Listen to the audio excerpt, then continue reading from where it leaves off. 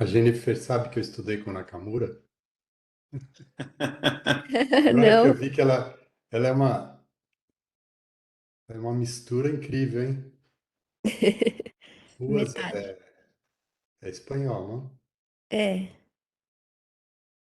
O Nakamura. Bom, Vai são lá. 6 horas, gente, e a gente vai dar início à reunião de terça-feira, do dia 9 de agosto, do Programa de Capacitação Complementar em Endoscopia Avançada da Via Biliar e Pancreática. E hoje a gente vai apresentar um tema bem interessante, que é a aplicação da inteligência artificial no diagnóstico das malignidades pancreáticas, né?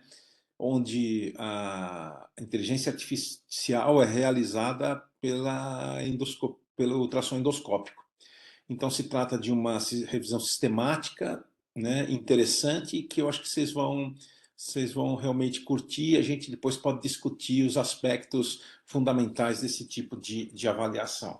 Jennifer, fica bem à vontade. Obrigada, doutor. Bom dia a todos. Então, esse assunto esse artigo, ele fez uma revisão sistemática, né, de alguns trabalhos utilizando a aplicação de inteligência artificial para diagnosticar o câncer pancreático, na visão ecoendoscópica. Ver se a gente consegue ter uma melhora no diagnóstico. O câncer pancreático, então, ele é um dos mais fatais dentre todos. Ele tem uma sobrevivência de 5 anos de 9% em todos os estágios.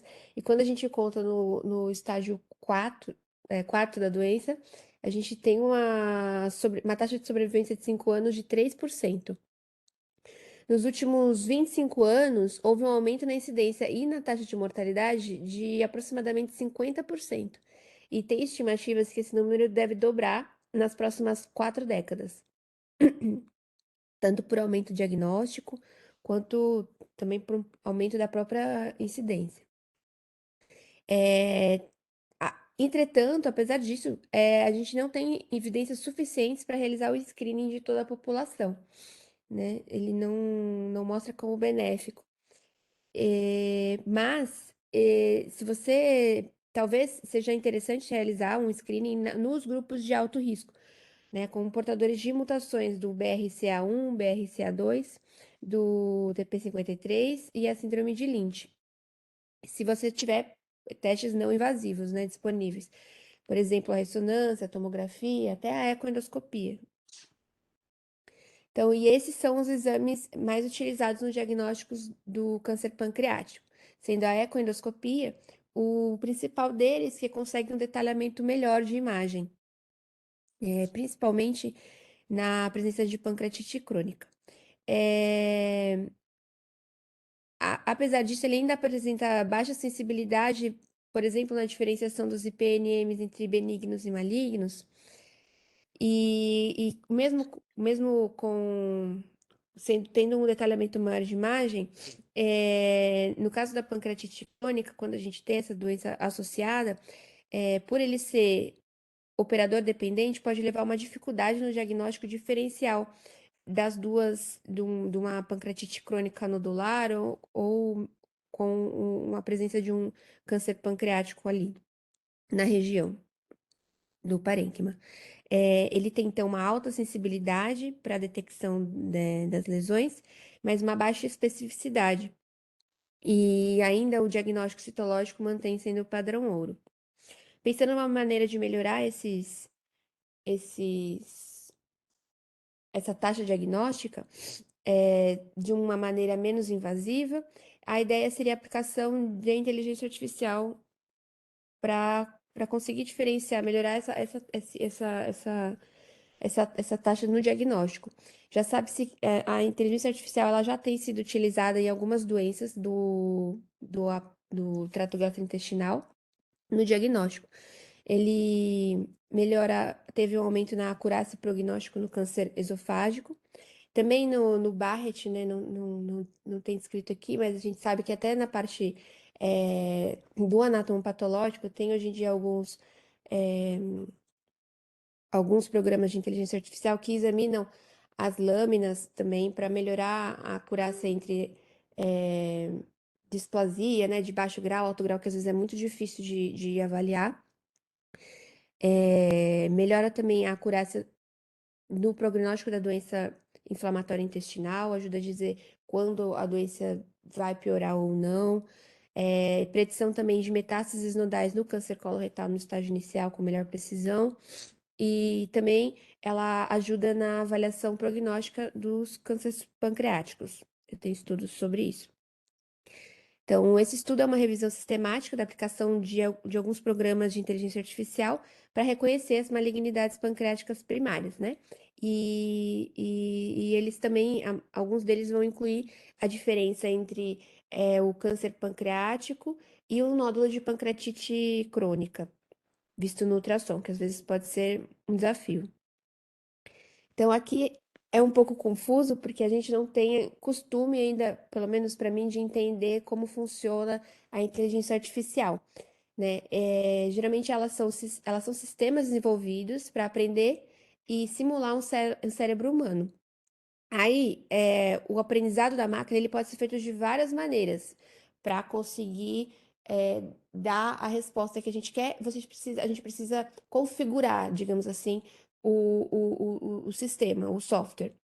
Então, a gente tem três tipos de aprendizado de máquina, que se chama, que é o supervisionado, em que você mostra uma imagem para o computador e ele fala, olha, isso, e você fala, isso é um câncer, isso não é um câncer, isso é redondo, isso é quadrado, né? Isso está largo, isso está delgado.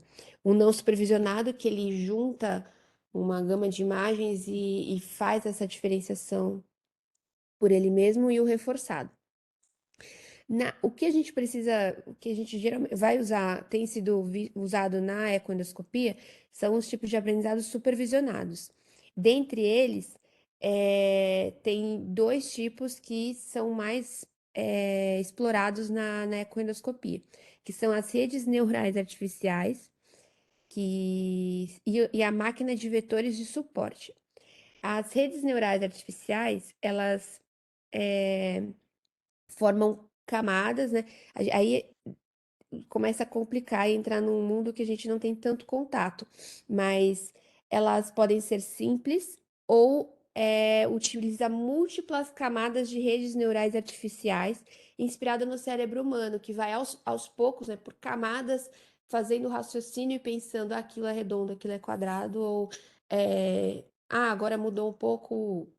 Eu vi agora, eu prestei atenção num outro aspecto, então eu vou pensar num outro diagnóstico, sabe? Que nem a gente vai formulando, apesar de parecer instantâneo, né? São múltiplas camadas bem complexas de redes neurais artificiais que vão formando e simulando os neurônios do cérebro humano. Isso é chamado de rede neural convolucional, que é um tipo de deep learning, que é um aprendizado mais profundo e complexo das máquinas.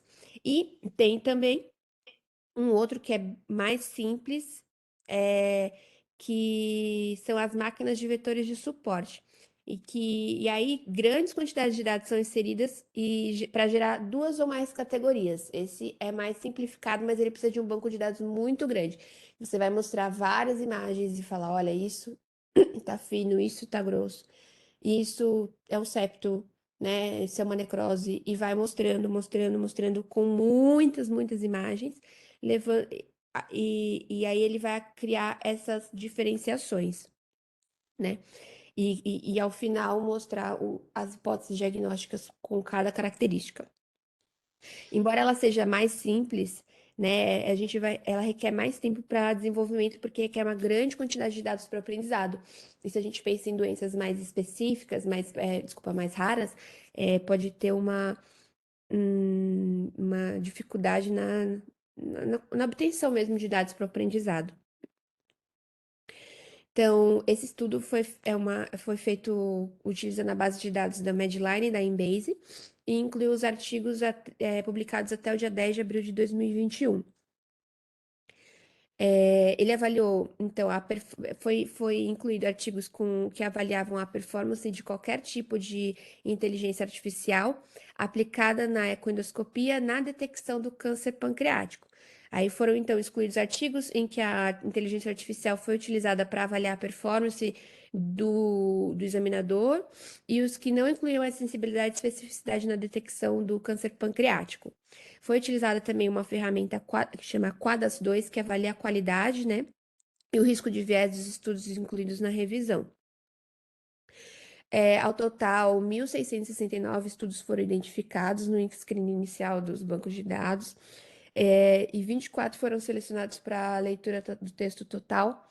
Desses, 13 foram excluídos, porque 4 eram no diagnóstico patológico, né, que a gente comentou, que às vezes, ao invés de avaliar a imagem ecográfica, avalia-se a lâmina, né, para ajudar no diagnóstico também não é nada fácil. Depois o Dr. Philadelphia pode ajudar a gente aqui nos comentários.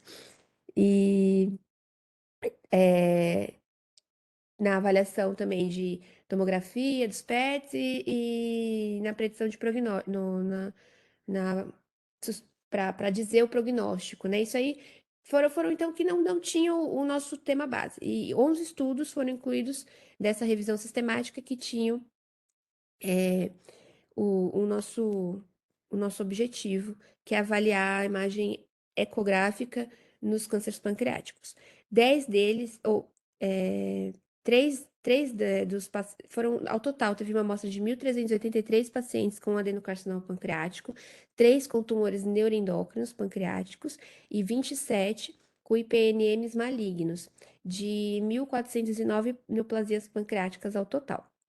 10 estudos nesse grupo de 11 avaliaram o desempenho, então, para reconhecer o câncer pancreático e um para reconhecer os IPNMs malignos, a diferenciação de IPNM maligno para benigno.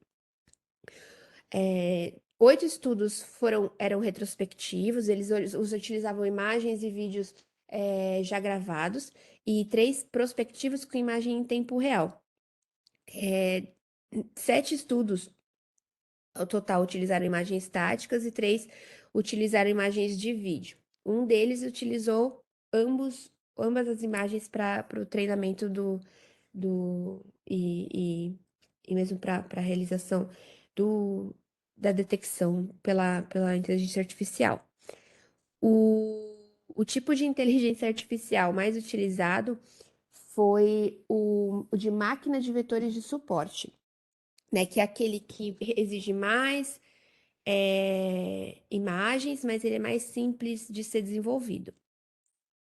E em 2 estudos, ele foi utilizado em 2 estudos, desculpa, enquanto em 9 estudos foi utilizado as redes neurais artificiais, sendo 2 de Deep Learning, 3 de Deep Learning que avalia as redes neurais convolucionais e 2 usando Multilayer Perceptron, que ele, apesar de ser, né, multicamadas, ele é mais simples do que o de redes neurais convolucionais que simula o cérebro humano. Esses foram os mais utilizados. No desempenho geral do reconhecimento da malignidade, né, das doenças malignas do pâncreas, a sensibilidade geral foi de 83% a 100%, um pouco maior do que a da ecoendoscopia sem o uso da inteligência artificial, e a especificidade variou de 50% a 99%. Quando foi retirado tem um estudo que acabou baixando essa especificidade para 50%, que era um de rede neural artificial simples, né? Tirando esse, subiria para mais de 80% a especificidade do grupo geral. A acurácia foi de 80% a 97,5% encontrada, com valor preditivo positivo entre 75% e 99% e um preditivo negativo de 57% a 100%. O odds ratio pode ser calculado em 10 desses 11 estudos, e ele variou de 3 a 3.003. É uma boa variação aqui. No quesito na avaliação da inteligência artificial para diferenciar os nódulos de pancreatite crônica do câncer pancreático, 7 estudos foram incluídos aqui. E eles tiveram uma sensibilidade de 88% a 100% e uma especificidade de 50% a 94%. E aí, aquilo que eu falei, quando foi excluído o estudo que utilizou as redes neurais artificiais básicas, a sensibilidade e especificidade subiram para 88 e 96 a sensibilidade e 83 a 94 a especificidade. Teve um estudo que utilizou a máquina de vetores de suporte para diferenciar a pancreatite crônica do câncer pancreático e relatou uma maior sensibilidade comparado com os de rede neural de 96% e uma especificidade de 93%, com uma acurácia de 94%. Um estudo treinou um modelo de rede neural convolucional, que é aquele de rede neural mais complexa, com múltiplas camadas, né? Com imagens de pacientes com câncer pancreático, com o pâncreas normal e com pancreatite crônica, para identificar o câncer pancreático nesses pacientes. E teve uma sensibilidade de 90% e uma especificidade de 75%. Já para o uso da inteligência artificial na diferenciação de PNM maligno para benigno, teve um estudo só incluído, que foi encontrado, que tinha um N de 50 pacientes com IPNM, 23 deles malignos e 27 benignos. Foram avaliadas 3.970 imagens estáticas para estudo.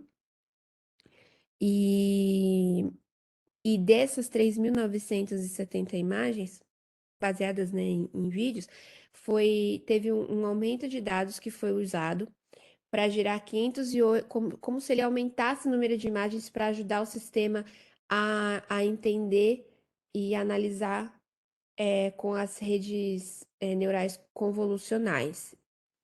E isso ajudou, né, o sistema, e aí ele relatou uma acurácia de 94%, uma sensibilidade de 95,7% e uma especificidade de 92,6% para identificar os IPNMs malignos na amostra.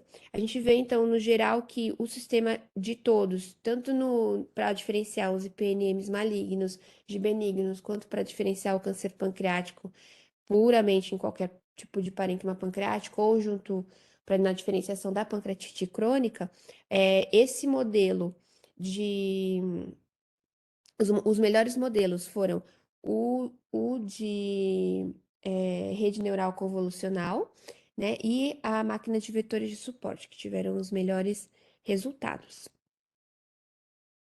E falando aqui, então, vou dividir entre cada um, né, os sistemas para a gente, porque isso fez a diferença aqui, não só assim, o uso da inteligência artificial, mas qual inteligência artificial a gente está usando, que tipo de inteligência artificial é importante aqui para a gente na detecção do câncer pancreático, né?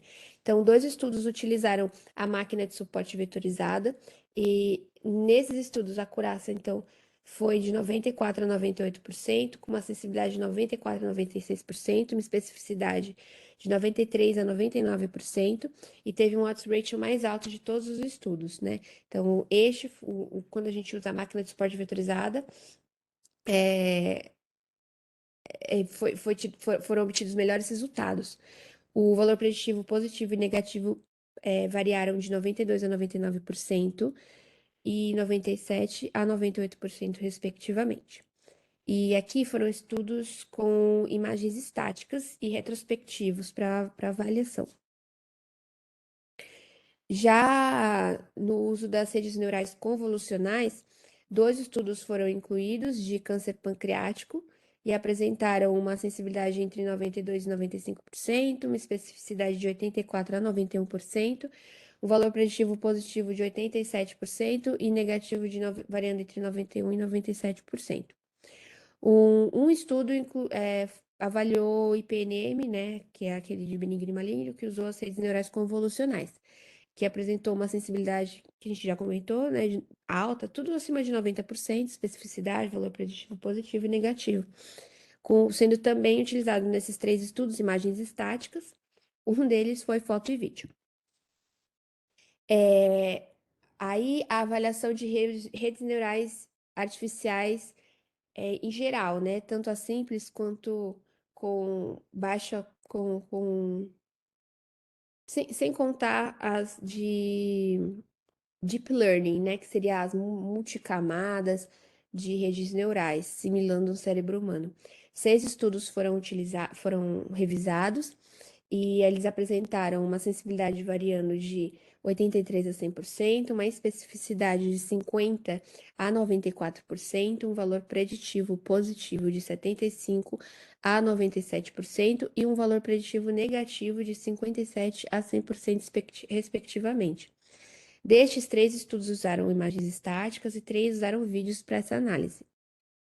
E um estudo dividiu os pacientes pela idade, que foi interessante, mostrando maior sensibilidade, né, de 93,3% na detecção do câncer pancreático em pacientes acima de 60 anos, em comparação com pacientes mais jovens. E a sensibilidade caiu de 85,7% e 87,5% nos pacientes com menos de 40 anos de idade e para 85,7%, desculpa, nos pacientes entre 40 e 60 anos. Sobre a qualidade dos estudos, no geral, a qualidade de evidência foi baixa a moderada, infelizmente, e principalmente devido a um risco alto ou incerto de viés na seleção dos pacientes, já que a maioria dos estudos foram prospectivos ou retrospectivos em design, e também pelo uso das imagens, tanto para a realização do aprendizado quanto para o teste, né? Assim, você utilizou o mesmo banco de dados e acaba também dando viés de resultado. Então, na discussão, né, foi visto que a ecoendoscopia, ela é uma modalidade superior à tomo ou à ressonância no diagnóstico do câncer pancreático, apresentando uma alta sensibilidade, em média de 95%, e uma baixa especificidade, né? Porque ele avalia, ele consegue detectar, mas às vezes ele pode ter uma dificuldade na diferenciação de nódulos na pancreatite crônica. A citologia e a histologia, ela mantém sendo padrão ouro no diagnóstico diferencial das pancreatites crônicas ou do câncer pancreático e das pancreatites crônicas. E essa revisão, ela sugere, né, que a inteligência artificial ela pode ser usada para melhorar a performance do ultrassom, mesmo na presença da pancreatite crônica, com melhora em todos os trabalhos apresentaram uma melhora da sensibilidade e especificidade na detecção das lesões. Mas não supera, obviamente, a punção, né, para avaliação histológica e citológica. A performance da inteligência artificial, ela pode variar dependendo do modelo utilizado, que a gente viu aqui no trabalho. É meio complexo, né, todos esses modelos, mas a gente vê que é importante a gente avaliar o que foi utilizado, que trouxe diferentes valores para a gente de sensibilidade, especificidade e uma acurácia diferente dependendo do tipo utilizado. Na revisão, a máquina de vetores de suporte apresentou uma maior acurácia, uma sensibilidade e especificidade maior também na detecção do câncer pancreático, da pancreatite crônica nodular e do pâncreas normal também, conseguiu avaliar melhor essas lesões. E as redes neurais convolucionais foram efetivas para diferenciar as lesões com uma especificidade de 84% a 87%, mas ela teve um resultado melhor ainda na diferenciação dos IPNMs malignos e benignos, é uma melhor performance. Talvez se fosse estudado também a máquina de vetores de suporte nos IPNMs, a gente tivesse aí também um resultado bom a superior nessa população. As limitações é um número pequeno de pacientes incluídos na amostra, tem um desenho retrospectivo e não randomizado. Então, imagens selecionadas foram realizadas por ecoendoscopistas muito experientes, e então a gente precisa avaliar ainda a aplicabilidade em diferentes níveis de experiência, né, para ver se teriam resultados também tão bons. E estudos, eles foram heterogêneos na metodologia da inteligência artificial, que ele colocou como uma limitação, mas eu acho até que é um lado bom para a gente identificar quais são as melhores metodologias de estudo de inteligência artificial para poder aplicar realmente a que for mais eficaz aqui, né, no, no estudo da ecoendoscopia. E na conclusão do estudo, a inteligência artificial é uma ferramenta promissora no reconhecimento das lesões pancreáticas malignas, principalmente na presença da pancreatite crônica, né? E de todas as modalidades em desenvolvimento, essa máquina de vetores de suporte, o tipo, né, de estudo de aprendizado de máquina, ele apresentou as maiores taxas de sensibilidade e especificidade. Muito obrigada. Eu achei um tema um pouco complexo, assim, principalmente nessa parte da avaliação dos tipos de inteligência, né? Mas é legal para a gente ter um contato inicial e saber que existe também essas diferenças. Obrigada. Perfeito, muito obrigado, Jennifer. Acho que realmente esse trabalho é um trabalho que a gente percebe que a gente não vai poder fugir disso, né? Ou seja, a inteligência artificial é uma tecnologia que vai avançar sobre todos os campos, não é só no campo da gastroenterologia, dentro da área médica. Vai avançar na patologia, vai avançar na cirurgia, mas principalmente a inteligência artificial vai avançar muito, assim, de uma forma muito inconteste, na imagem, né? Quer seja na tomo, ressonância, na ultrassonografia endoscópica, na própria endoscopia, na colonoscopia. Então, é um tema que a gente não vai poder se furtar, né? Nós vamos ter que realmente avaliar, estudar, analisar, aprender, ter um aprendizado maior dos detalhes técnicos. Quando eu vejo agora o surgimento da inteligência artificial, me lembro bem no começo, né, da ecoendoscopia, quando eu pregava no deserto, né, a respeito da ecoendoscopia, e eu sempre dizia exatamente aquilo que eu estou dizendo para vocês agora. Nós vamos ter que estudar isso, nós vamos ter que ver isso, não vai ter jeito. Agora, nesse momento, a gente está mais preocupado, né, com a assistência e também absortos pelo trabalho, né, que a gente tem, um trabalho rotineiro. Mas isso aí vai fazer parte, com certeza, do nosso dia a dia e a gente vai ter que aprender.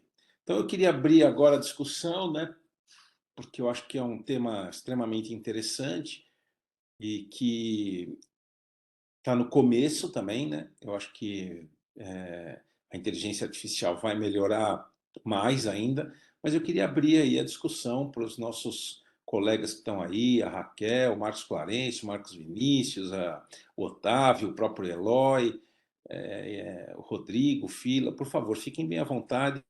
Eu acho que vale a pena. Humberto também, não posso esquecer, né? Porque senão.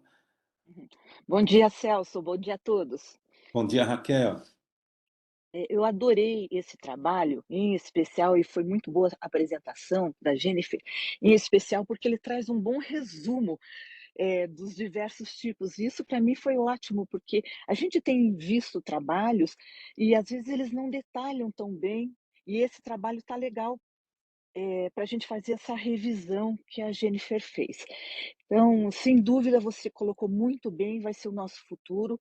Os jovens têm que estar se preparando para isso.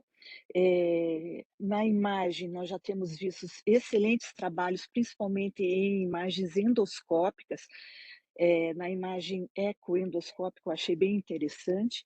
E o que eu queria comentar é que no último dia do W, quem teve oportunidade de estar lá, viu nas diversas áreas da gastroenterologia clínica e cirúrgica, diversos trabalhos sobre inteligência artificial, inclusive e avaliação de prontuário eletrônico, que eu achei muito bacana.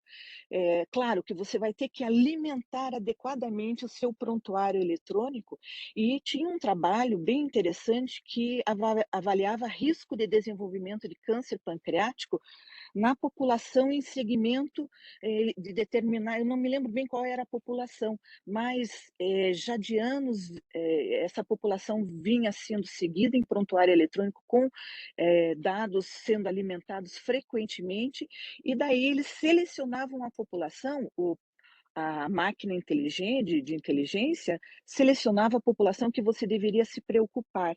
Então, como já vi também, para avaliar risco de evolução para gravidade de pancreatite aguda muito precoce, nas primeiras horas. Claro que tudo ainda depende muito do médico que está alimentando esses dados. A mesma coisa eu vejo nesse trabalho, que nesse momento depende muito do colega ecoendoscopista, que tem uma excelente capacidade diagnóstica para alimentar esses dados, porque você imagine, se você montar uma máquina, uma inteligência artificial com dados equivocados, a análise vai ser equivocada. Então, ainda depende muito, mas acho que no futuro essas máquinas já estarão sabendo disso, fazendo diagnóstico pelo tempo, e também eu acho que devem ter comparado com resultado histopatológico. Eu não vi isso, mas devem ter chegado à conclusão do diagnóstico pelo resultado histopatológico, né? Então, entusiasma bastante. Eu acho que os jovens têm que ficar realmente conhecedores desses termos aí. Eu mesma vou estudar bastante aí, porque vai ser próximo, não é muito longe, não, bem próximo. É isso aí, Celso. Perfeito, Raquel. Muito obrigado por suas considerações. Eu acho que é exatamente isso mesmo. Eu também faço minhas as suas palavras, né? Eu acho que não vai ter como fugir em relação a isso. Por favor, se alguém quiser fazer mais algum comentário, fique bem à vontade. Bom dia, Celso. Marcos Clarence, tudo Oi, bom? Marcos, tudo bem? A gente que vai envelhecendo, a gente tem que ter a consciência que as coisas novas estão surgindo. E se a gente não ficar próximo das coisas novas, dos estudos novos, dos caminhos novos, a gente fica para trás, né? E não é bom ficar para trás em medicina, né? Você tem que correr sempre no conhecimento, né? No conhecimento. E veja que nós evoluímos muito na imagem, né? A nossa imagem hoje endoscópica é de alta qualidade, né? Ela aumenta 100, 200 vezes, até mais vezes, né? Então a gente tem que correr atrás desse conhecimento. Feliz aquele que procura correr atrás desse conhecimento. Quando você fica para trás, isso não é muito bom em medicina, né? Claro que tem outros caminhos que são mais atrativos, né? Outros caminhos que você vai ficar mais feliz, né? Esse é um tema complexo e que eu espero, assim, algum dia colocar em prática. Nós tivemos uma pequena experiência aqui em Salvador, no serviço do Roberto Santos, que é um SET, um serviço escola da SOBED, em que a Fujinon trouxe, né, o aparelho, e a gente nota que existe uma necessidade de você ter o campo limpo, existe uma necessidade de você focar bem a lesão, para que o aparelho diga, ó, isso aqui é hiperplásico, ó, isso aqui é neoplásico, né? E também percebi que quando eu coloquei o aparelho na válvula iliocecal e ela estava inflamada, o aparelho disse que era neoplásico, que na verdade era uma inflamação importante, né? Tá, tinha uma inflamação importante, eu acho que eu fiz confusão na cabeça da máquina. Então, eu acho que isso vai evoluir, eu espero, assim, alcançar isso. Isso é importante, especialmente para o jovem que quer aprender coisas novas. E acho que isso é importante também para o ensino, né? Para o professor, né? Isso vai ser também importante. E, mais uma vez, a gente nota que existe uma necessidade da inteligência do homem em primeiro lugar, né? Em selecionar as imagens, né? verificar do ponto de vista de anatopatologia que aquilo é câncer mesmo, e para depois você selecionar e transformar isso em uma inteligência artificial. Isso é algo realmente que é do futuro e o futuro já começou, viu, Celso? Perfeito, Marcos, é isso aí mesmo. Eu acho que esses comentários vêm bem a calhar, né? Eu acho que a gente não pode, nós não podemos nos furtar em relação às novas tecnologias. E essa é uma tecnologia nova, né? Uma tecnologia muito importante e que vai fazer parte, com certeza, do nosso dia a dia. Isso aí eu não tenho muita dúvida. Não, eu não tenho muita dúvida. Isso aí e não vai demorar, vai ser muito rápido. É óbvio que a gente não vai conseguir 100%. Eu sempre digo o seguinte, né? Isso é uma frase que eu posso dizer que é minha, né? Nenhum exame de imagem consegue competir com o anátomo patológico, ou seja, nenhum exame de imagem consegue competir com o doutor Filadélfia, né? Isso é uma coisa que não tem jeito, isso é uma coisa que a gente tem que entender, que a patologia realmente é o principal fator. Não dá para a gente dizer que qualquer outra imagem possa fazer o diagnóstico com precisão disso, que foi exatamente aquilo que você relatou, né? Ou seja, passou pela válvula cecal e pensou que fosse neoplasia. Então, exatamente esse é o ponto fundamental da situação. Eu vi o Humberto abrir a câmera, né? Não sei se o Humberto quer falar alguma coisa, agora o Eloy também. Fique bem à vontade aí, quem quiser comentar, por favor. Bom dia a todos. Bom dia, Humberto. O Marcos falou de nós estamos ficando velhos, né? Isso bateu profundo, viu, Marcos? Porque o Celso não vai escapar, Maduros. Maduro, não vai escapar desse grupo de quando a gente fazia diagnóstico de doença da digestiva, no máximo quando conseguia um ultrassom transabdominal, no máximo. Quando apareceu a tomografia, a gente ficou, meu Deus, o que é isso? Né? E a gente foi aprendendo, ou tentando aprender. Então, não tenho dúvida que isso aí vai ajudar. A minha única preocupação, assim, eu tenho uma preocupação, depois eu tenho uma pergunta para a Jennifer, que apresentou brilhantemente, porque esse é um assunto, se me permitem falar, de dar nó na mente.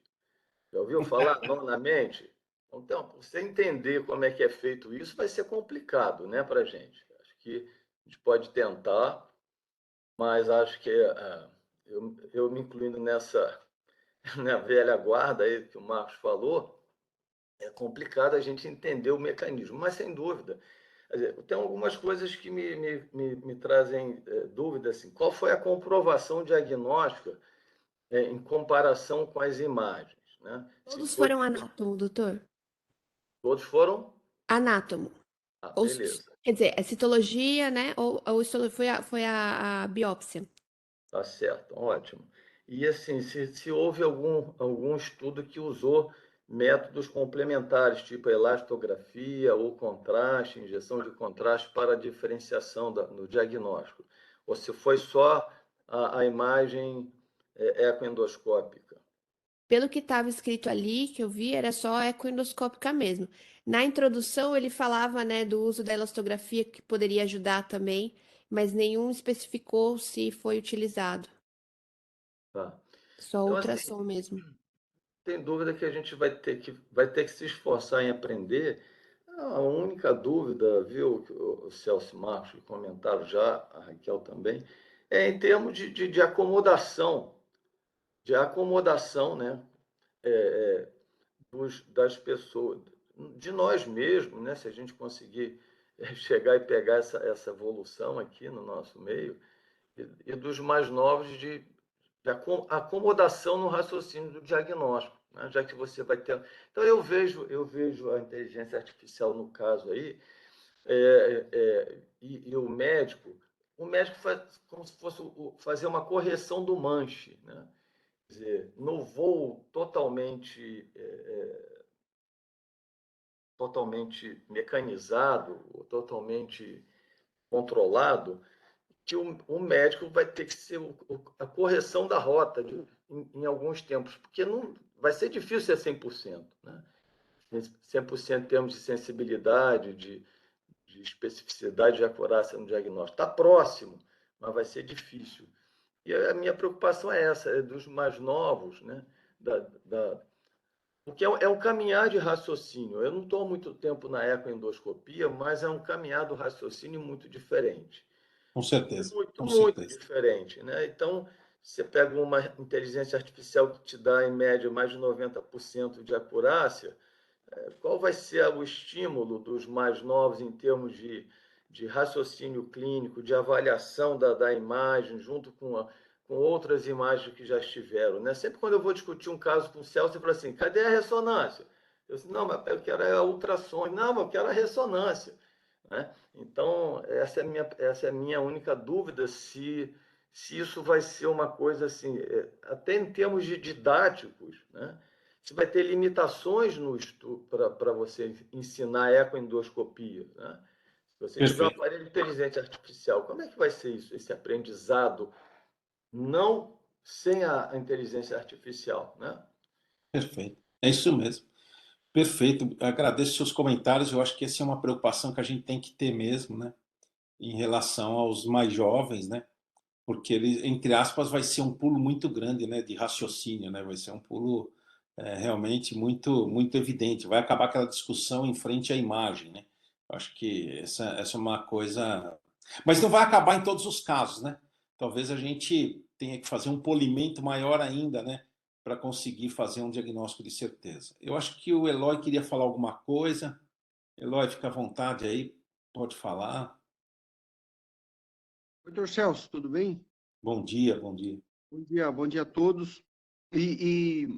O comentário da Raquel, né, porque a gente está aqui numa situação de transição meio que filosófica para a prática, né, da inteligência artificial e tudo. E o comentário da Raquel me lembrou do filósofo Bill, quando ela falou a pancreatite aguda ainda depende muito do médico que está atendendo. Assim, e isso é verdade. E o Bill já tinha razão lá atrás, quando ele falava que a medicina é artesanal. Pode inventar robô, pode inventar não sei o quê, mas tudo vai depender do cara que está lá lidando com o paciente, é fazer a pergunta certa, é tirar a história. Isso eu acho que ainda não vai mudar, não. Inteligência artificial acho que vai acabar sendo o câmbio automático, o ar-condicionado, que vai dar conforto para quem tá atendendo o doente, que vai ser a gente, os artesãos, sabe? É colocar a agulha certinho, isso daí ainda vai demorar muito para virar. Era isso aí só que eu queria comentar. Perfeito, perfeito. Eu acho que esse é um ponto importante mesmo. Eu acho que Celso, posso fazer um comentário? Claro, claro, claro, fica à vontade. Cada vez que eu olho um artigo de inteligência artificial, eu fico feliz pela profissão que a gente exerce.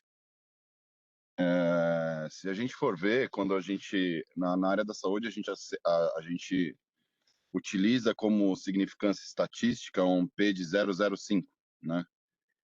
Então, a gente já começa trabalhando com uma premissa de que se em 95% das vezes aquilo funciona, a gente assume aquilo como uma verdade.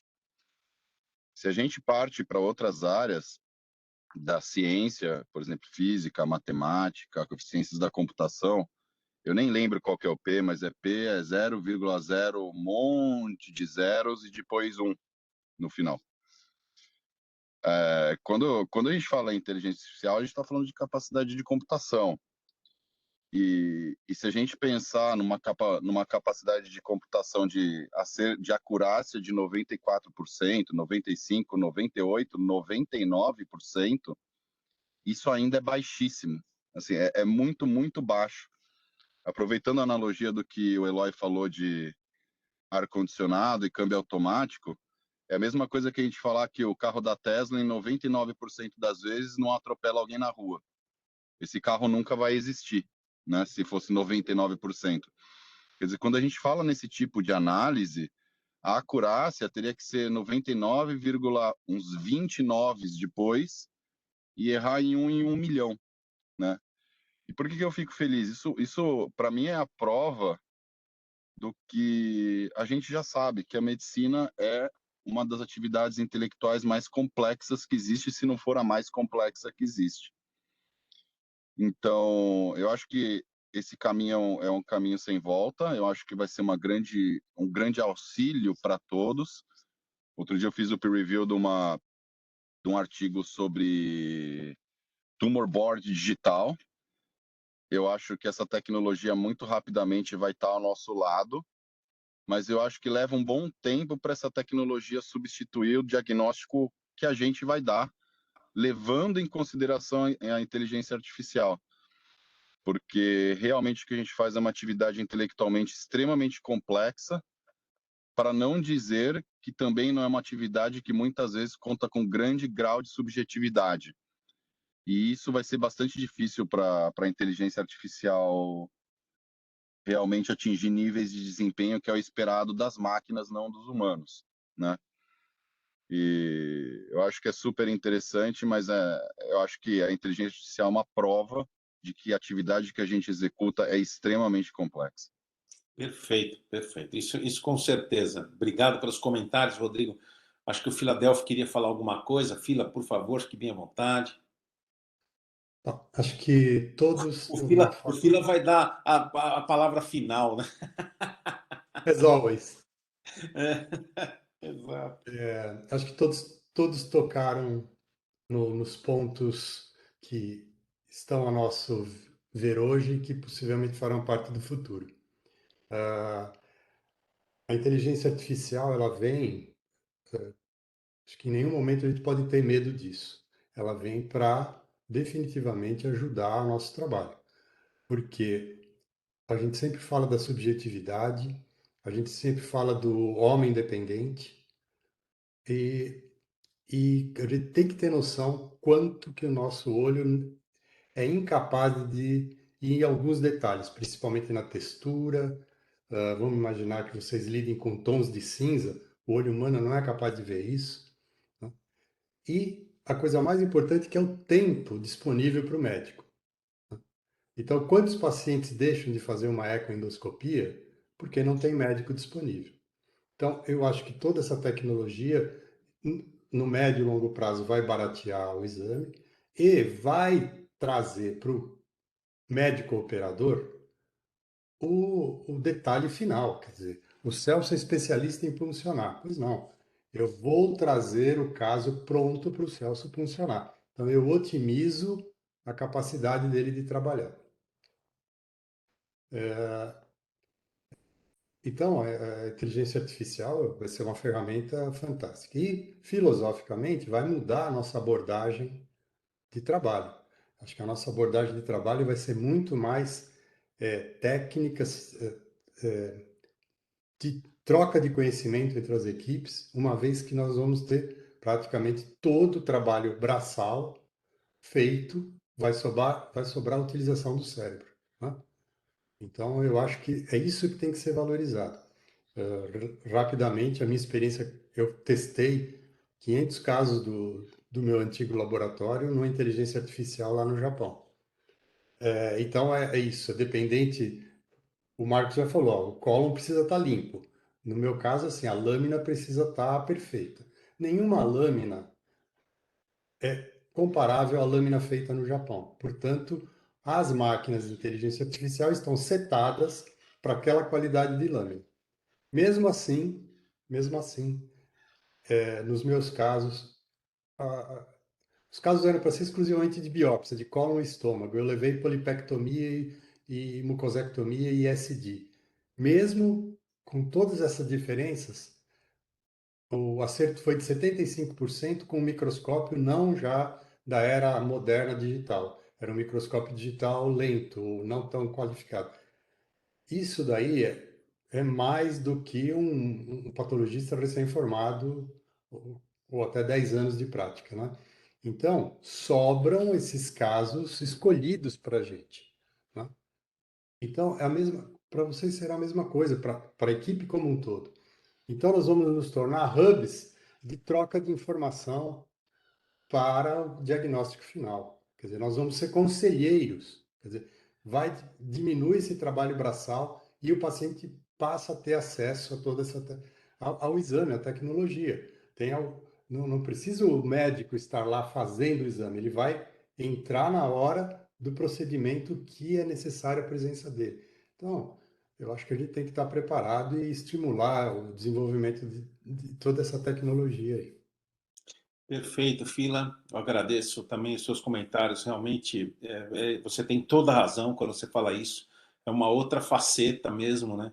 E você já tem até, inclusive, experiência de ter enviado, né, já imagens, né, em relação às patologias de estômago e cólon. É como eu disse, né, a patologia também vai com certeza ser abordada pela inteligência artificial. Afinal, a gente já criou até um grupo grande, né, um grupo brasileiro grande sobre inteligência artificial, porque eu acho que não vai ter jeito, esse é o futuro mesmo, né? Esse é o futuro que nos reserva, né? Essa tecnologia, né? Que vai, com certeza, tentar nos ajudar a fazer um diagnóstico quando a gente tem dúvida. Eu quero saber se alguém tem mais algum comentário, por favor, fique bem à vontade. Se não tivermos nenhum comentário, eu vou pedir para o Dr. Renato Dalcol Paulino, que é de Vitória, nosso ex-residente, agora trabalhando na cidade de Vitória. Vocês estão vendo essa imagem maravilhosa aí, né? Então, ele deve estar vendo isso aí da janela dele, né? Tranquilamente aí, uma praia. Renato, seja bem-vindo, fique à vontade para apresentar o seu caso clínico. Obrigado de novo, doutor Celso. Bom dia a todos. Trouxe um caso aqui para os colegas para a gente poder discutir, opinar e até mesmo criticar alguns pontos. É um caso um pouquinho complexo. Mas vamos lá. Beleza, não está passando. Foi. A paciente feminina de 68 anos, única comorbidade dela, ela tem um refluxo crônico que acompanhava com gastroenterologista aqui, ela tinha endoscopias de rotina, tá? Não tem outras comorbidades, tá? Único remédio diário usava IBP sem outras medicações, histórico familiar, não tinha nenhum histórico familiar importante. Dia 26 de abril, ela procurou um outro gastroenterologista, né, e fez uma endoscopia. Nessa endoscopia, esse colega visualizou essa úlcera na região de cardio. E depois do exame, a questionou se nos exames anteriores já tinha essa úlcera. Ela falou que o outro colega já acompanhava essa lesão há cerca de 4 anos e nunca deu muita atenção para essa lesão. Tá? Biopsiou uma vez, veio um adenoma de baixo grau, ele deixou para lá, falou que ia só acompanhar essa lesão. Ele achou a lesão um pouco estranha e biopsiou essa lesão. Essa é a imagem do dia 26 de abril agora. Tá? A patologia dessa lesão, tá, veio como adenoma tubular com displasia de alto grau. O colega que fez a endoscopia, ele não achou, ele achou que fosse câncer mesmo, um adenocarcinoma na hora. Tá? Ele bateu o pé, ele deu até no laudo dele que era um adenocarcinoma. Renato, eu vou pedir, antes de você continuar, vou pedir para o doutor Filadélfio dar uma comentada nesse anatopatológico e na imagem macroscópica que foi visibilizada pela endoscopia. Então, volta lá na imagem macroscópica. Isso. Por favor, Fila, fica à vontade. Você vê uma paciente de meia idade, né? Quantos anos ela tem? 68. Né? Meia idade, né, Fila? A gente tem que exatamente falar isso, né? Meia idade. E é uma paciente que tem uma doença do refluxo crônico, né? Ou seja, ela tem doença do refluxo crônico e aí o colega, ela muda de gastroenterologista, o colega vê essa lesão. Queria que você comentasse a respeito desta lesão que foi encontrada na região da cárdia e depois comentasse a patologia. Então, vamos lá, pessoal. Primeiro, a mucosa trófica ao redor, certo? Adenoma só nasce em mucosa atrófica. Adenoma é lesão elevada. adenoma não fica ulcerado por 4 anos. Por isso que eu queria que ele comentasse. Por isso que eu queria que ele comentasse. Percebe? Bom, aí vem o drama de sempre. O patologista não está errado, ele pega o livro, e o livro fala, olha, essa alteração não invasiva é adenoma. Câncer gástrico intramucoso da metástase em 3% dos casos. Então você não pode dar essa chance de retardar um diagnóstico de um caso como esse aí. Certo? Eu queria só, por exemplo, né, Fila, eu queria dizer o seguinte: esse aspecto endoscópico, eu não sei se o Renato concorda, quando você olha, né, Renato, não me parece ser um adenoma, né? Me parece ser alguma coisa mais infiltrativa. Claro, Assim, adenoma. eu posso até estar errado, mas eu jamais pensaria num adenoma. E aí, eu acho que o Fila já comentou, inclusive, o anátomo patológico, né? O cirurgião é que estava dizendo que era um câncer, né? Isso, endoscopista que fez. Só para Claro. ter uma lesão deprimida, e em seguida as bordas se elevam. Tá certo? Então, nós estamos falando de um 2C mais 2A, ou 2A mais 2C. Por que que eleva? Está infiltrando e elevando as bordas. Claro, pode ser exclusivamente uma borda elevada, poderia ser um 2A que deprimiu, virou um 2C, mas, mas é o drama que a gente vive, quer dizer, enquanto a gente não tiver o conceito próprio da doença inicial precoce, nós vamos ficar adiando o tratamento de um paciente desse. Perfeito. Pode dar continuidade, Renatão. Alguém tem mais algum comentário, Eloy? Eu concordo aí com o Renato falou lá que o endoscopista que fez esse segundo exame aí laudou como câncer. Eu concordo com ele, eu acho que ele fez certo. Porque essa é uma lesão altamente suspeita e eu acho que eu ficaria em cima do paciente mesmo com uma biópsia negativa aí. Porque às vezes a biópsia é uma amostra, pode não ter vindo a célula, amostra suficiente para o patologista dar um adenocarcinoma, alguma coisa. Eloy, essas lesões não dão, essas lesões são positivas. Sim, Você vai eu ter concordo material com inadequado num Bormann 3, numa linite plástica. Não, eu Lesão desse concordo tamanho, com o você. material Eu é concordo com representativo você. na biópsia. Mas a gente vê isso daí na prática. Então, É outra coisa. é o tipo fica naquela divergência. Eu acho uma coisa, o patologista pode achar que é outra, mas eu vou pedir uma nova biópsia, eu vou tirar a lesão, eu não vou seguir essa lesão por 4 anos. Essas coisas podem acontecer. Celso, Essa é a questão. esse aspecto, para mim, no primeiro momento, me fez pensar numa lesão subepitelial ulcerada. Então, eu não afastaria também uma neoplasia tipo GIST. Eu não sei, eu tenho essa impressão que uma lesão subepitelial poderia, principalmente para essa evolução de 4 anos aí, em acompanhamento. Perfeito, perfeito. Também pensaria nisso. Ô, Celso. Oi. Não, exatamente. Vou só pedir para todo mundo fazer comentários bem rápidos, porque o caso ele é um pouquinho longo, então a gente tem que... Tá bom. Mas exatamente a mesma impressão que a Raquel teve, que eu queria falar, que não sei se pelo ângulo da imagem, mas essa região da cárdia está meio gordinha, né? Vamos dizer assim. Perfeito. Alguém tem mais algum comentário? Por favor, fique bem à vontade. Vamos lá. Renato, pode continuar. Foi exatamente o que o Eloy estava falando aí. O colega, ele bateu o pé. Ele bateu o pé, depois que saiu esse anátomo patológico, ele não concordou e pediu uma revisão de lâmina. Tá? Certo. Aí, depois desse adenoma tubular, veio uma revisão de lâmina. Na revisão de lâmina, o colega já deu uma neoplasia intraepitelial de alto grau, adenocarcinoma in situ ulcerado.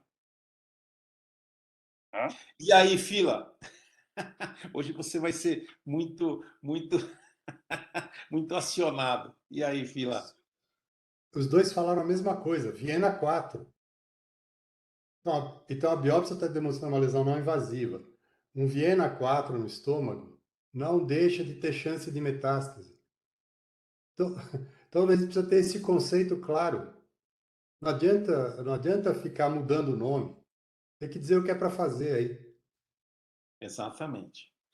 Ó, esse comentário, gente, ó, isso aqui serve para todo mundo que está nos assistindo. Esse comentário que o Philadelphia está falando, é exatamente isso. Você vê que 2 patologistas fizeram uma revisão de lâmina e assim, você me corrija, tá, Fila, se eu estiver errado. No meu entender, as 2 biópsias falam a mesma coisa. Ou seja, as 2 biópsias não mudaram absolutamente muito o que a gente tem que fazer. E aí é que eu concordo com o Fila, né? Ou seja, nesse caso, infelizmente, sem ter um diagnóstico de certeza, apesar de a gente suspeitar, a gente vai ter que tomar uma decisão e uma atitude em relação ao paciente. Você me corrige aí, por favor, Fila, se eu estiver errado em relação a isso aí. Celso, perfeito. Eu tenho me batido nisso há décadas. Se você olhar a classificação de Viena, qual é a importância da classificação de Viena? Esquece o nome, ela diz qual é a conduta. É isso mesmo. É A isso mesmo. conduta no Viena 4 é você fazer uma ressecção endoscópica. Ou você estadia, ou você trata. Né? Viena 4 é adenocarcinoma in situ, displasia grave, displasia de alto grau, adenocarcinoma in situ. É o mesmo nome. É isso mesmo. Você precisa, para estes nomes classificados dentro do Viena 4, qual é a conduta? Perfeito. Vamos lá, Renatão. Doutor Celso. Oi, quem está falando? Eu, Eloy. Oi, Eloy. Então, esse é um caso que o Fila falou, é exatamente isso. Falou assim, olha, mesmo que tivesse vindo uma biópsia que não foi, já aconteceu isso comigo no antro, que a biópsia vinha à área de metaplasia. Só que endoscopicamente era um câncer ainda precoce, tudo. O que eu fiz? Eu tirei a lesão. Tirei a lesão e na peça inteira veio adenocarcinoma in situ. Esse é um caso que eu acho que se enquadra da mesma forma. Entretanto, pelo aspecto daquela cardia gordinha lá que tinha, eu acho que esse é um bom caso para ecoendoscopia para avaliar, porque é uma posição difícil de ressecção endoscópica e tem algum aspecto ali que eu acho que possa estar infiltrado. Então, dá dúvida quanto à ressecção endoscópica somente pela imagem da endoscopia. Eu acho que esse é um caso que vale a pena fazer ecoendoscopia para estadiar melhor. Depois vai ter um vídeo, a imagem está muito melhor. Essa foi uma imagem de uma endoscopia que veio do colega, então só tinha foto. Aí eu fiz uma endoscopia com vídeo, aí você vai ver que a imagem muda totalmente. Pode continuar, Renato. Revisão no 3º laboratório. Aí foi para outro laboratório, para outro colega, tá? Porque o colega anterior propôs para a paciente uma esofagectomia total com esofagectomia com a gastrectomia total e assustou a paciente. A paciente saiu correndo, foi para outro colega, né? Outro colega pediu a revisão de lâmina, né? E mandou para outro laboratório, que aqui já veio adenoma tubular com displasia de alto grau e sem evidências inequívocas de infiltração de lâmina própria. Não sei, é isso, doutor Philadelphia vai falar que continua sendo a mesma coisa. Eu quero fazer uma pergunta para o Fila. Fila, você é patologista das antigas e eu não sou nenhum professor de português, mas eu vejo esse termo sem evidências inequívocas. Dá para me explicar o que significa isso, você que é um patologista? Porque quando eu vejo essa frase, eu não consigo entender, ao lumen dos meus parcos conhecimentos em português, o que ela significa. Eu não consigo entender. Então, se você puder me explicar, e eu vejo isso direto, eu vejo isso muito em Ribeirão Preto, Eu vejo isso muito nos outros patologistas, principalmente os mais antigos, eu vejo isso. Sem evidências inequívocas. Não O que sei. significa isso? Então, O olha, que você quando quer dizer com isso? você tentou ler Ulisses, de James Joyce? Não entendi. Você já tentou ler um laudo de um juiz? Também não entendo. Impressionante, bicho. Laudo de anatomia patológica não é poesia. Você diz o que é. Entendeu? Então, o terceiro laudo, usando adenoma tubular, a lesão é deprimida. Então, olha, bom, vamos lá. Então, não sei o que é isso daí, não sei o que ele quis dizer. Acho que não é um desserviço, né? Terceira revisão. Eu Vai espero lá. que o exame dele seja, a endoscopia seja muito mais reveladora do que isso daí. Eu acho que passa para a sua endoscopia, Renatão. Foi aí que essa paciente chegou a mim. Com esse último laudo da patologia, eu fiz questão de ligar para esse terceiro patologista. Ele falou que não era um adenocarcinoma infiltrativo, tá? Mas diante disso, né, você tendo 2 laudos anteriores e com aquela imagem, baseado na NCCN de 2022, fala o quê? Que as lesões, tá, restritas, as lesões precoces, restritas à mucosa ou até a submucosa superficial, elas são passíveis de ressecção endoscópica. Exato. Foi aí que eu propus a ela tentar fazer uma tentativa de ressecar aquela lesão. A gente sabe, como endoscopista, que a posição é muito difícil. Tá? Isso eu conversei bastante com ela. Eu poderia fazer uma tentativa, tá? Porque a próxima opção seria uma cirurgia. Tá? E aí eu fiz a endoscopia. Isso aqui é o vídeo. Deixa eu ver se esse é o vídeo. Ver se vai rodar. Não, se não rodar também, essa imagem está bem melhor, né? Vai rodar aí. Olha como muda a imagem.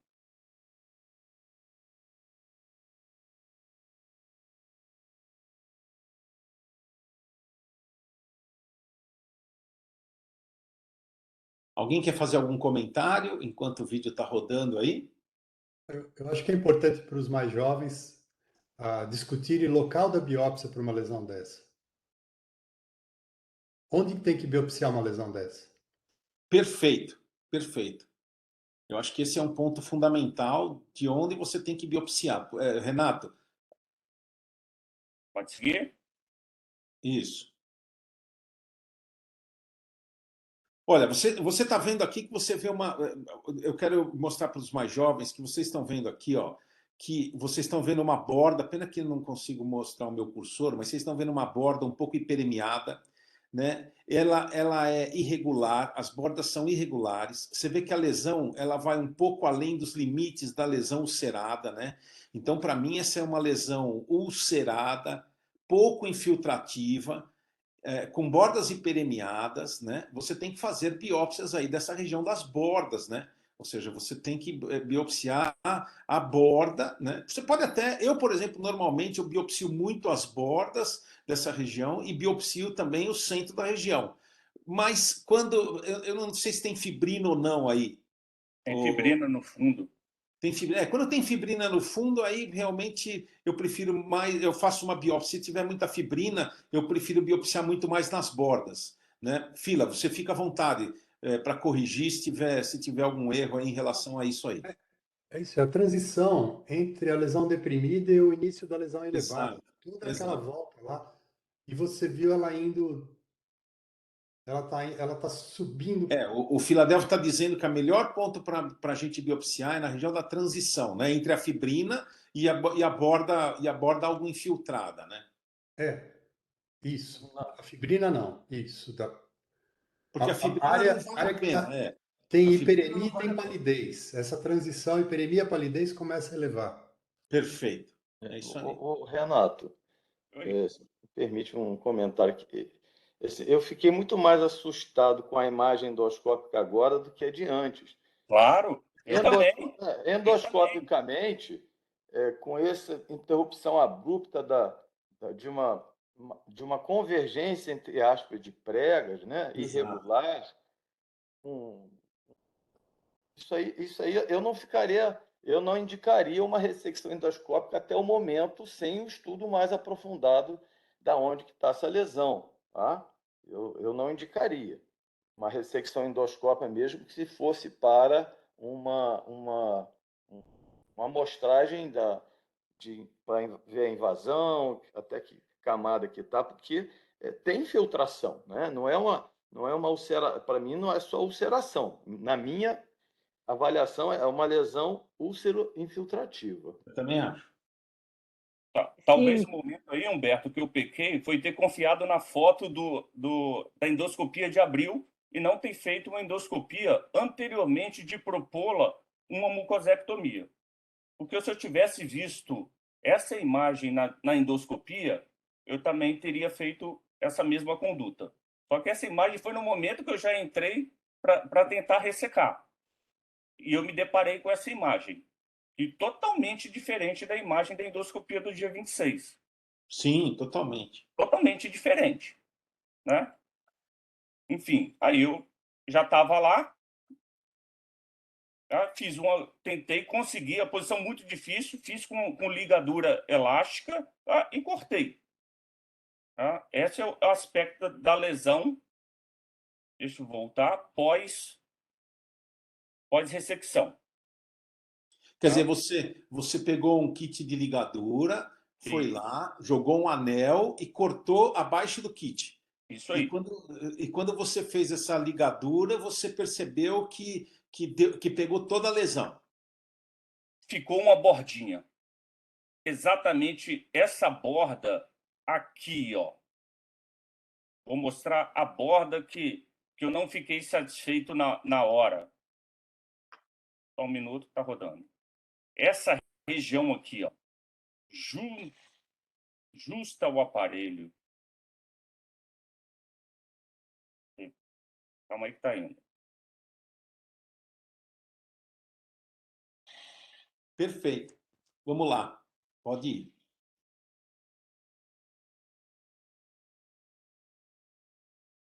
E aqui, a macroscopia, a gente vê a úlcera aqui, mas é uma região que tem uma falha, que é exatamente aquela região lá, justa ao aparelho. E um anátomo patológico, adenocarcinoma invasivo em submucosa, grau histológico bem diferenciado de Lauren, tá? Infiltração e profundidade, até submucosa, espessura máxima, 400 micra. Margens laterais, focalmente comprometida pela metaplasia intestinal e displasia de alto grau na mucosa e por neoplasia invasiva de submucosa. Margem de ressecção profunda, livre de neoplasia. Estadiamento anatopatológico T1B. Bom, eu, por exemplo, nesse caso aí, eu infelizmente, assim, eu quero até ouvir a opinião dos outros, né? Pena que o Dr. Rodrigo me avisou que não vai poder, que não pôde ficar, mas eu acho que é o seguinte, nesse caso aí eu faria faria cirurgia, eu mandaria a paciente operar. Eu não, com essas margens de ressecção que não estão livres, tudo, eu realmente não ficaria feliz em fazer o controle. Já sabendo que essa é uma lesão que, como a gente tinha discutido desde a primeira vez, né, já existe a possibilidade de ter a presença de linfonodos, né? Então, acho que, infelizmente, essa é a minha impressão. Não sei aí o que pensam os colegas. Ela já havia sido estadiada, já teve tomografia de tórax e abdômen, tudo normal, sem linfonodomegalia, nada. A única coisa, Renato, que quando eu vi essa lesão, Renato, eu não teria feito a mucosectomia. Eu teria indicado uma ISD. Eu acho que porque agora, por exemplo, não tem mais como a gente tentar fazer uma ISD, qualquer coisa desse tipo, né?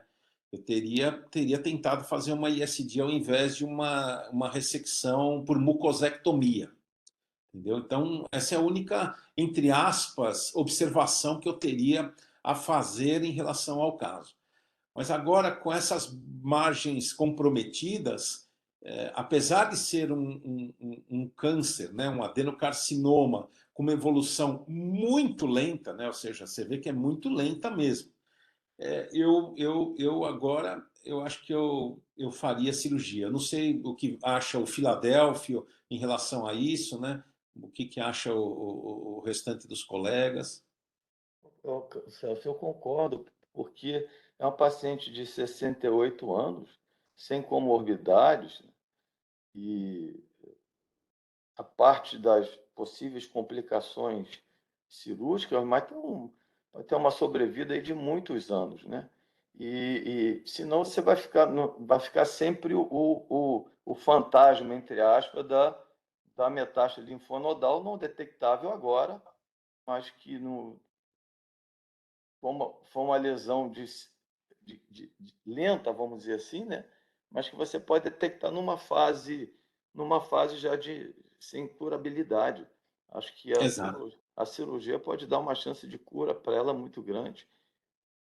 E aí, vou falar aqui tipo de cirurgia, teria que ter o surgeon aí, mas Infelizmente, o surgião não está aí. eu também não.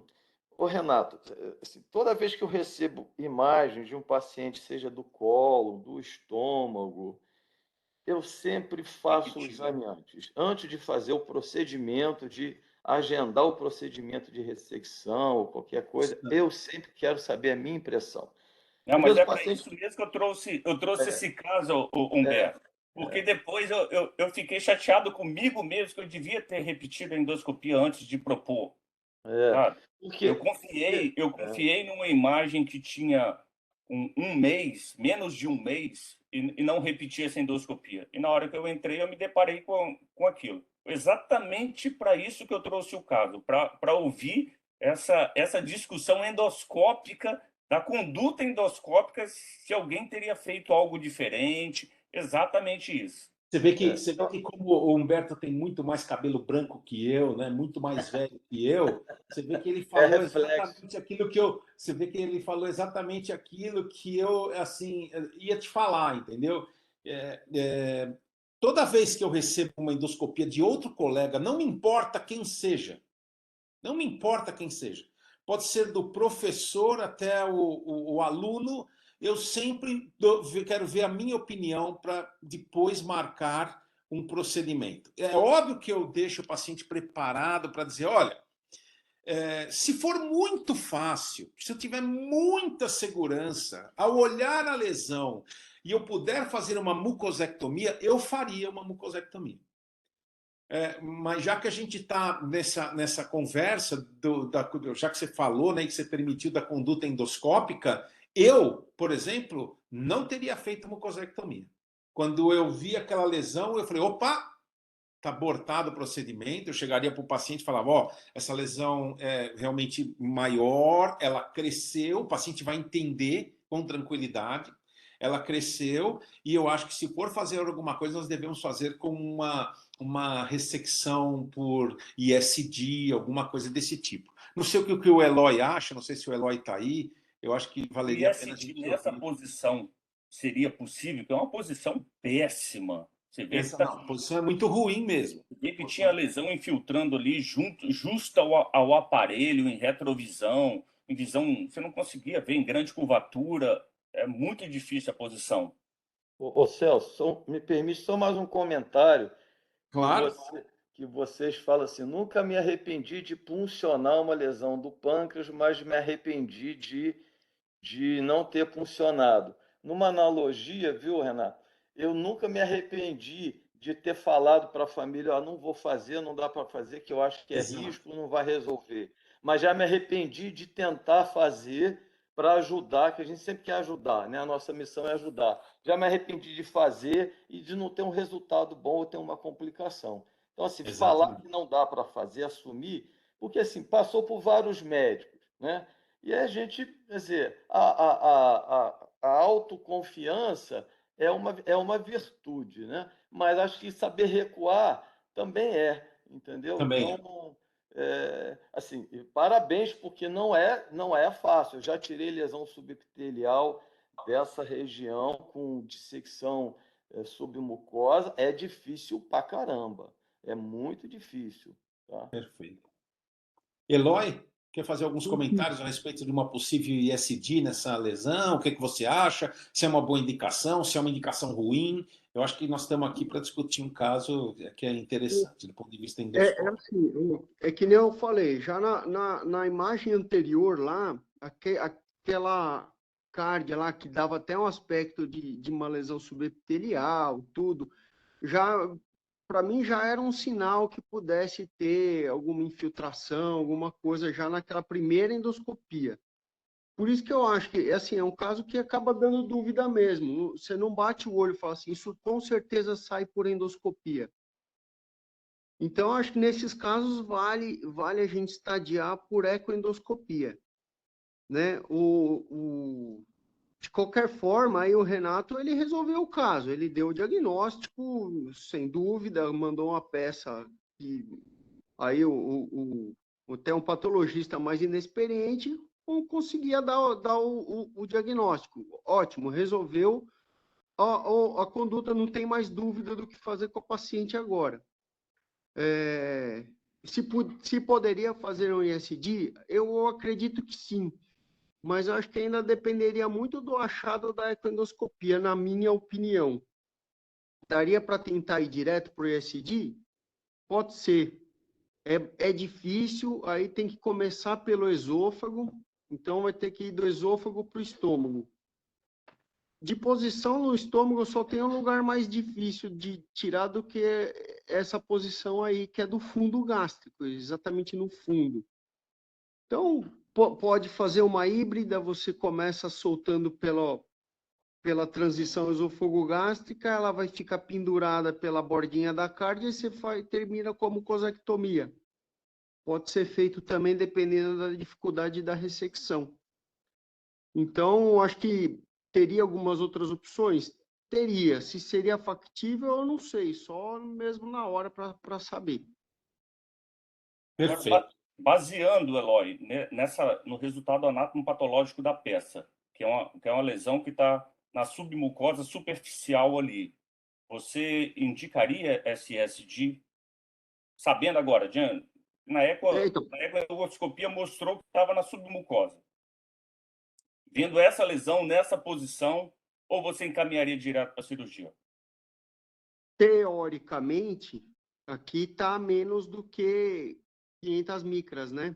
Tá, 400. Tem 400 micras. Então, só que aí que eu estava falando, aí vai do quê? É o caso que a inteligência artificial não vai, não é aquele preto no branco, é a questão lá do artesanato. Então, é sentar com a paciente, conversar, porque é pesar o risco.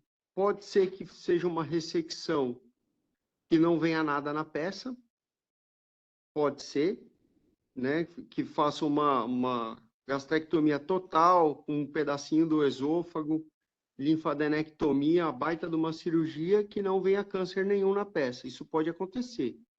Então, o paciente precisa saber disso. E ela precisa saber também que se ela seguir, daqui a 2, 3 anos, ela pode ter uma recidiva local ou uma metástase ganglionar. Então, isso daí tem que ser muito bem discutido.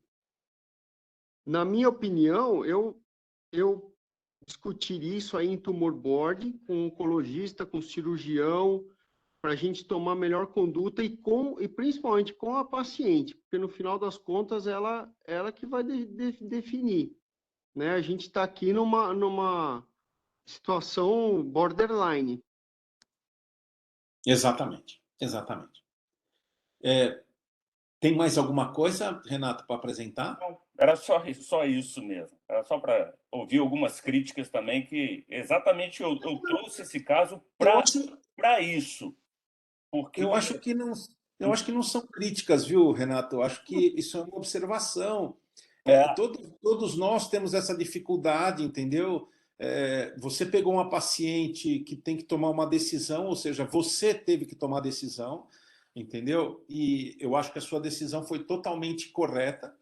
E é óbvio que, devido à falta de... Não é a falta de experiência, mas o que eu digo é assim, devido à falta de nós termos observar inúmeros casos, né, como esse, a gente não cria uma expectativa daquilo do que a gente deve fazer de forma correta, né? Então, eu acho que você tomou a conduta certa. Primeiro, você tentou resolver o problema da paciente. Eu acho que isso é importante.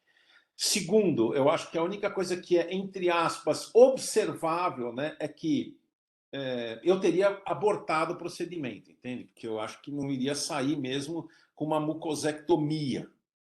E a partir daí, você pode até explicar para o paciente, porque você não fez nada errado, ou seja, você fez uma macrobiópsia e agora você tem o diagnóstico. Exatamente. Eu estou aqui com minha personal oncologista, que mandou operar logo, viu, doutor Celso? Eu também acho, eu concordo com a sua personal oncologista. Tem que operar e logo, eu também acho, concordo plenamente. Amanhã esse caso vai para o tumor board, com a equipe de oncologia, cirurgião oncológico, vou apresentar lá também, exatamente para definir conduta. Exatamente.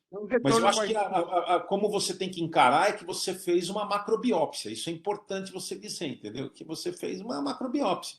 Acabou. E diante de tantas laudos dúbios, quer dizer, você resolveu a parte do diagnóstico com histopatológico.